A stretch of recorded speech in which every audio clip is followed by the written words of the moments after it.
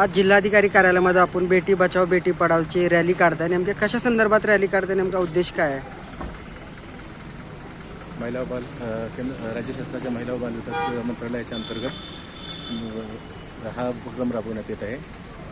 मुलींच्या ह्याच्यासाठी त्यांना सन्मान मिळावा त्यासाठी बेटी बचाव आणि बेटी पढाव हाही उपक्रम गेले कित्येक वर्ष राज्यात राबवला जात आहे.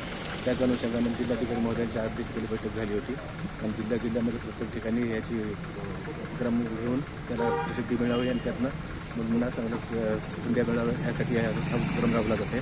सगळ्या विभागांना विविध कार्यक्रमाचं आयोजन केलेलं आहे. त्यामध्ये आमच्या कार्यालयाला ह्या रॅलीचं आयोजन करण्यासंदर्भात आदेश दिले होते. त्यानुसार आपण ह्याच रॅलीचं आयोजन केलेलं आहे. आपलं नाव आणि पद? जिल्हा क्रांतिकारी श्रीकांत हरनाळे.